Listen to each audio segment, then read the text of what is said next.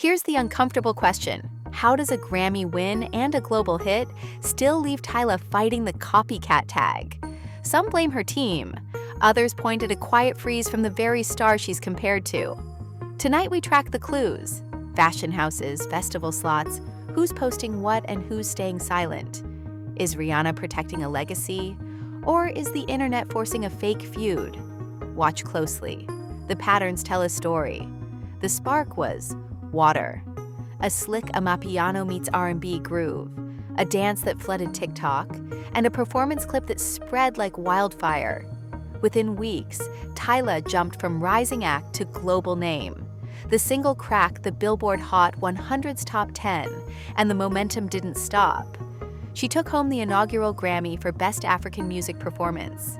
That's not hype. That's real hardware, real numbers, real impact. But viral fame has a habit of writing its own storyline. With every new stage look, red carpet fit, and high fashion editorial, timeline detectives started stitching side-by-sides. Tyla's smoky eye and tousled hair against Rihanna's early era glam.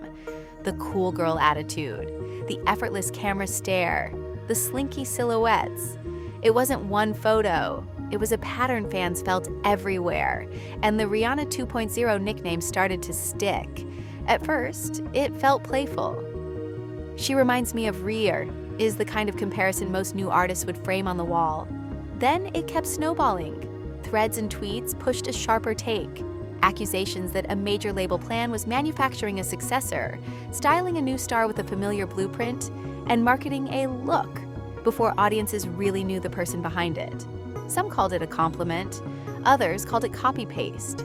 Either way, it got traction. Here's the part many people miss. Speed changes everything. Tyla didn't build a brand over slow, messy years. Her identity arrived fast, through a dance challenge, microclips, and short captions. In that format, visuals lead and context lags. The public meets your look before your voice. When that happens, comparisons become the story. Not because the music isn't there, but because the internet grabbed the first handle it could and held tight.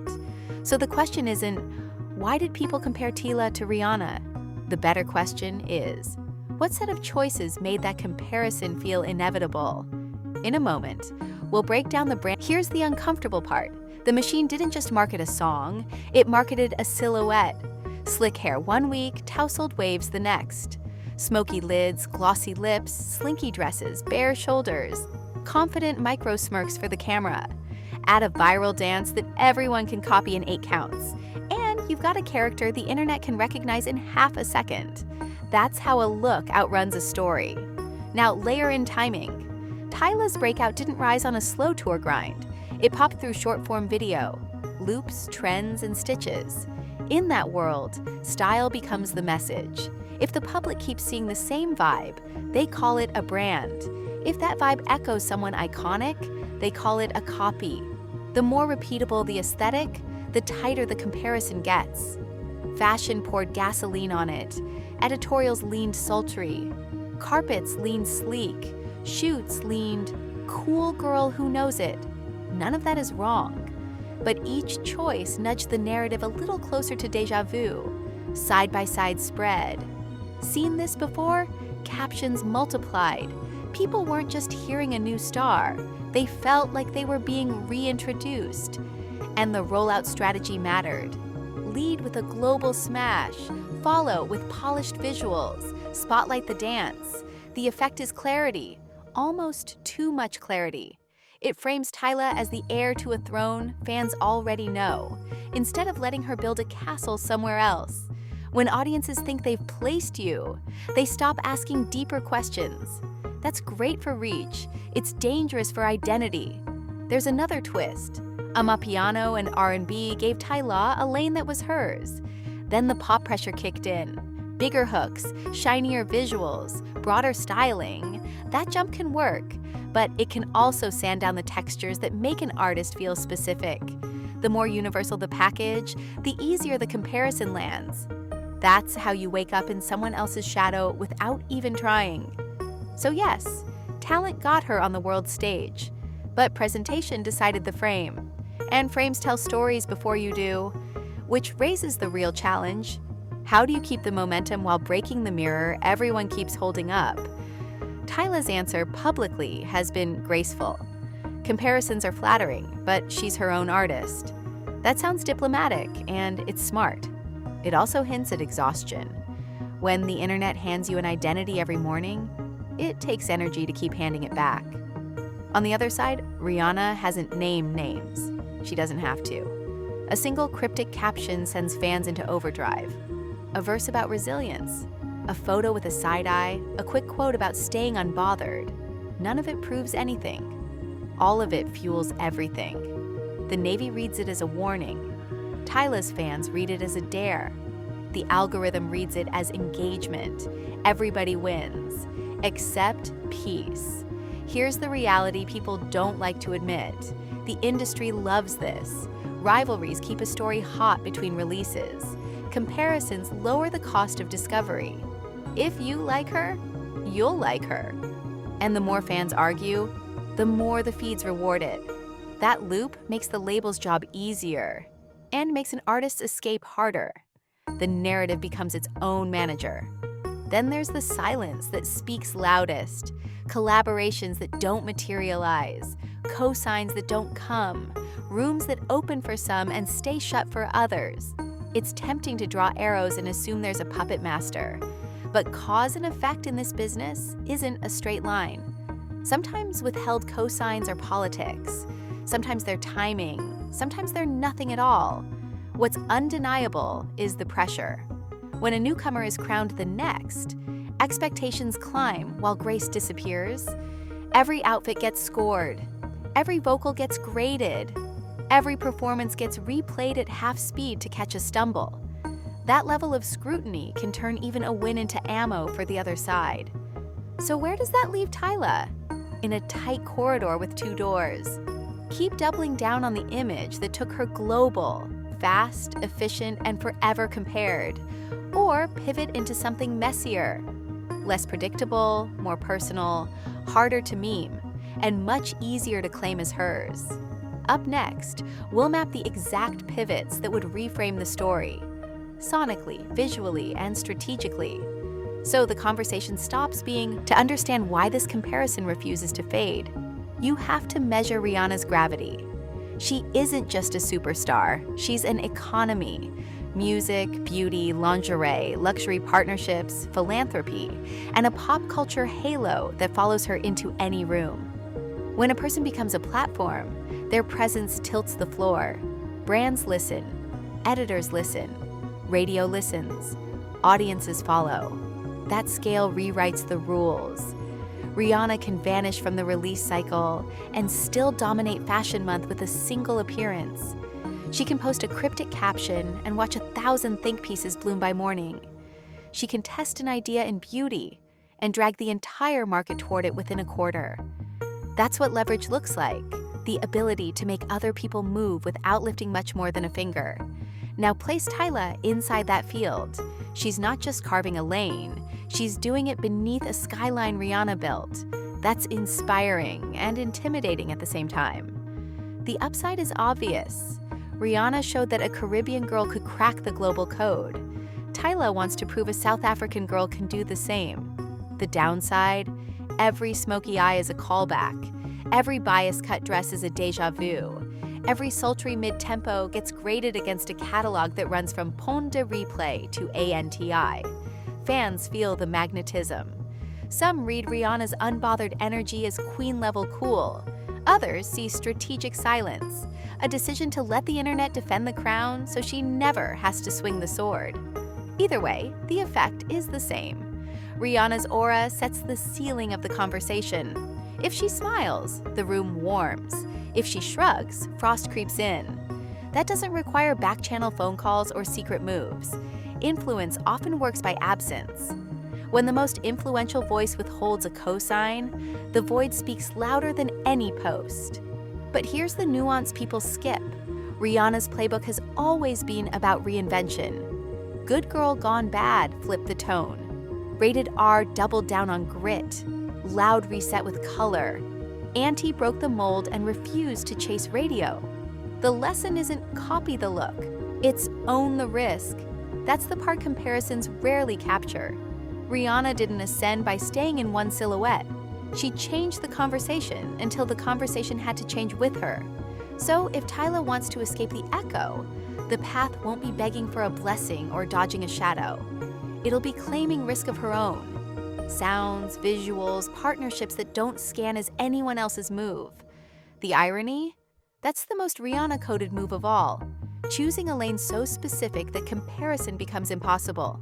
And that sets up the real question hanging over both names. What would a bold pivot look like right now? One that honors Tyla's roots, acknowledges Rihanna's throne, and still plants a flag nobody can relocate? Start with sound. Tyla's edge isn't a mascara wand or a hemline. It's the pulse sitting under her melodies. When she leans into Amapiano's log drum and dusty shuffle, the world hears a grid that doesn't belong to Los Angeles or London. Imagine a short project that refuses pop polish. 3 to 5 records tracked with South African producers, mic bleed and all. The bass moving like it's meant for open air, not LED floors. No super gloss, no maximal chorus stack. Just pocket, phrasing, and a groove that makes the internet remember you came from somewhere specific. Rihanna carved eras by changing textures. Tyla can do the same by doubling down on the swing that started this wave. Then performance. Viral choreography made her a loop.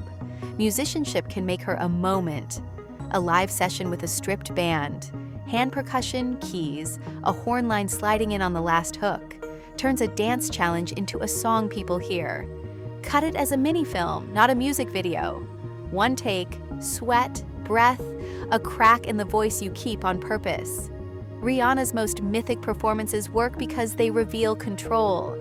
Tyla can mark a new chapter by revealing effort, the kind that pulls you off the phone and into the room. Fashion needs the same recalibration. Instead of silhouettes that spark side-by-sides, build a wardrobe that reads Johannesburg After Dark. Commission emerging South African designers, archive a few signature pieces, repeat them across appearances until they become shorthand. Her shorthand? Think texture over skin, line over shock, references that send curious editors down a rabbit hole of African design, instead of another carousel of who wore it first. Rihanna bent fashion to her will by championing and then owning ecosystems. Tyla can claim ground by seeding one of her own. Storytelling is the hinge. The world knows the hook. It doesn't know the why. A short documentary, not glossy, but intimate. Studio scraps, family voices, street corners that shaped her. Gives fans a map that isn't borrowed. Let a grandmother narrate a memory. Let a choreographer talk about how a step was lifted from a township social, not a TikTok scroll. Rihanna's brilliance wasn't just bangers, it was myth. Tyla needs her origin told by her, not about her. Features?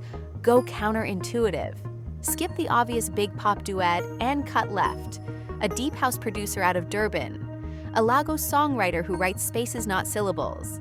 A Parisian jazz guitarist threading through Amapiano drums. Give audiences a collaboration they didn't know they needed. When people can't triangulate your choices, the comparison engine sputters. And don't underestimate silence. The quickest way to turn a rivalry into a subplot is to feed it fewer calories. If Rihanna posts a verse about shields and swords, Tyla doesn't need to quote tweet a counterspell. Win the week by owning the calendar. Release days, fashion drops, tour teasers. So the story cycles on your rhythm. Rihanna long ago mastered scarcity as strategy. Tyla can master precision. Show up with purpose. Disappear before the scroll gets bored. All of that lifts one more question into view. The one fans keep circling without naming it. Could these two coexist in the same sky without the algorithm turning them into a collision course? The answer depends less on posts and more on posture. If Rihanna's gravity remains what it is, and Tyla's identity sharpens into something non-transferable, the comparisons lose oxygen. The room stops asking who replaces whom and starts asking who did something only they could do. Next, we'll stitch those moves into a concrete release arc. Music first, then visuals, then stages. So momentum turns into a map, and the narrative finally belongs to the artist carrying it. In pop, one nod can flip a career. A cosign isn't just a cameo. It's a transfer of credibility, audience, and press oxygen. If Rihanna typed a single sentence, "Tyla's up next," blogs would light up, radio would loosen its grip, and 1,000 brand decks would swap emerging for essential. That's the power of a queen with an empire. But a cosign can box you in.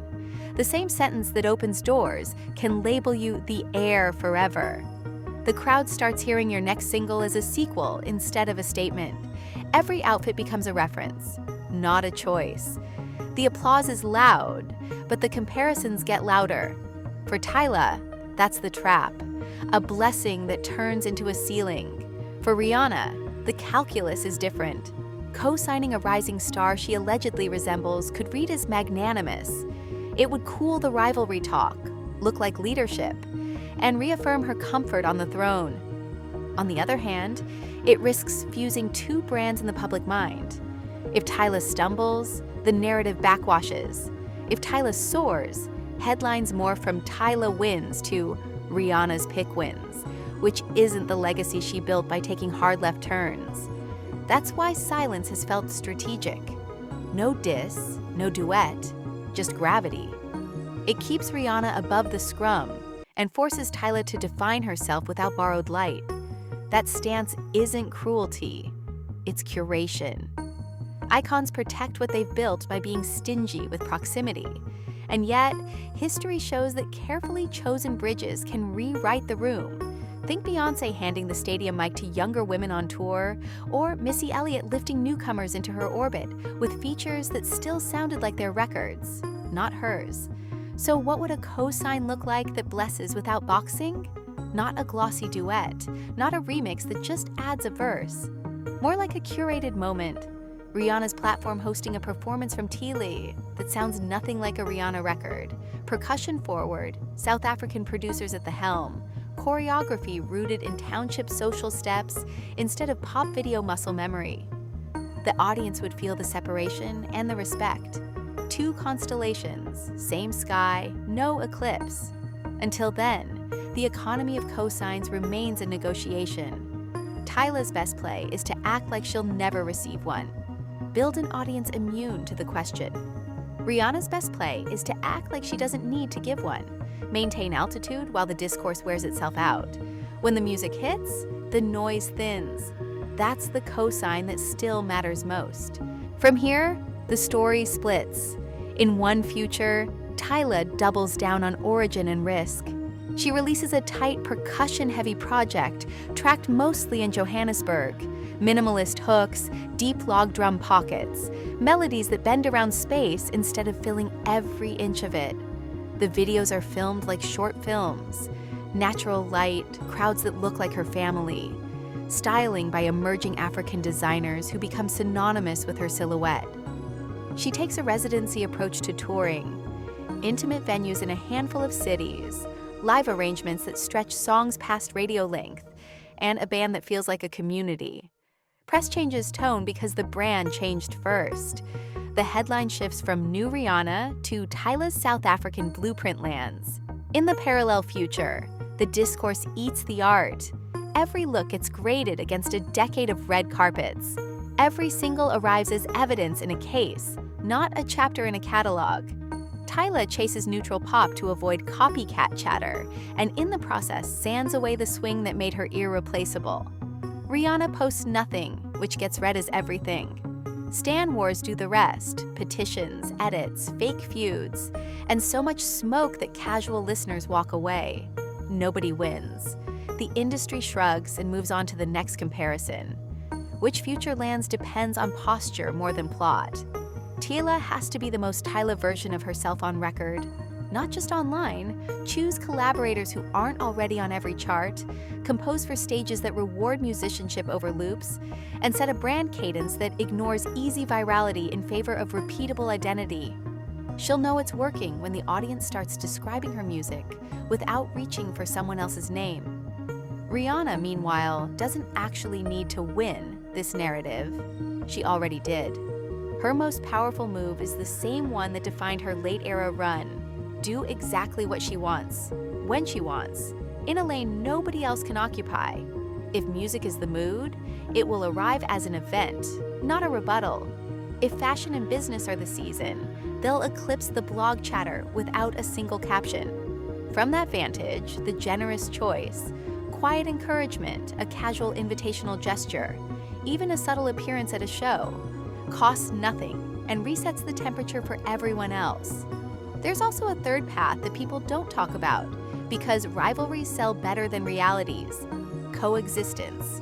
Two women from outside the US reshaping global pop on parallel tracks, one at mogul altitude, one with new era momentum, can expand the map for the next wave of artists. The industry prefers to recycle myths: replacement, clone, succession. Audiences don't have to. If Rihanna is the standard for reinvention and Tyla becomes the standard for specificity, the comparison engine finally runs out of gas. The work of getting there isn't glamorous. It's set lists and session choices, seam allowances and silence, saying no to the right yes and yes to the unexpected no. It's remembering that the quickest way to lose yourself is to win somebody else's race. Music history doesn't crown the nearest copy. It remembers the one nobody could imitate. This won't be settled on stand pages. It'll be settled by choices. Watch Tyla's next two releases. If she leans into strip drums, bold rhythm breaks, and more Asai Zulu or township slang in her writing, she's choosing identity over imitation. If the mixes leave air, space for percussion to talk, you'll know she's betting on feel, not formula. A left field feature from a South African producer instead of a safe pop name? That's a statement. A tiny desk-style live set where the band stretches water into a new organism? That's a brand reset you can't fake. Now watch Rihanna's orbit. If she pops up in a fashion capsule with a young African designer, the narrative cools without a single caption. If she reposts a Tyla performance with a neutral compliment, the room temperature drops 10 degrees. If she says nothing and continues to operate at mogul altitude, Fenty milestones, rare editorial moments, a one-off performance that reminds everyone why she's singular. She keeps the high ground while the noise burns itself out. Touring is another tell. If Tyla's shows become experiences, slightly smaller rooms, tighter lighting, extended arrangements, that's a pivot toward artistry over algorithm. If she's booking festivals with global bills that center the continent, she's writing her own map instead of tracing someone else's. Awards will try to turn this into a horse race, but don't be fooled. The better metric is replay value 6 months later. Do the songs live in people's bodies after the trend fades? That's how catalogs are born. Brand moves matter too. If Tyla's partnerships look interchangeable, generic athleisure, faceless fragrance, one-size-fits-all pop gloss, the comparisons will stick. If she anchors with legacy African houses or new labels shaped by her silhouette, she'll look like herself even when she's selling someone else's product. Rihanna already plays that game at the top floor. She changed how celebrity brands work by making them feel like culture, not merch. That's why a simple shade of lipstick can move like a single. There's also the quiet stuff. Who's in the room when the record is arranged? Who gets writing credit? Who shoots the covers? If Tyla keeps pulling in the same producers every chart climber uses, she'll sound borrowed. If she risks it on musicians with no US footprint and trusts her own ear, she'll sound inevitable. If Rihanna ever curates a stage where both can exist, imagine a benefit set where Tyla brings her band and Rihanna closes with something unbothered and new that ends the replacement myth in one night. None of this needs a feud to be interesting. The real drama is whether Tyla can outrun the gravity of an easy comparison, and whether Rihanna chooses to be a gatekeeper, a godmother, or neither. Pop history remembers the ones who picked lanes nobody else could drive. Here's the honest read. Tyla isn't a copy. She's a crossroads. One way points to safe singles, borrowed silhouettes, and a career trapped in someone else's reflection. The other points to a bolder pulse, arrangements that breathe, writing that risks, visuals that don't need a reference to make sense. Rihanna doesn't have to lift a finger to keep her crown. Her legacy is already built on reinvention and refusal. If she acknowledges Tyla, it will be because it serves the art, not the argument. So the question isn't who replaces whom, it's who refuses the script. If Tyla keeps chasing the feeling that made water splash in the first place, and does it with fewer filters, she'll step out of any shadow on her own. If Rihanna continues to move like weather, rare, decisive, and entirely on her terms, this rivalry will shrink to what it always was. A storyline for people who haven't pressed play yet. The music will tell us the rest.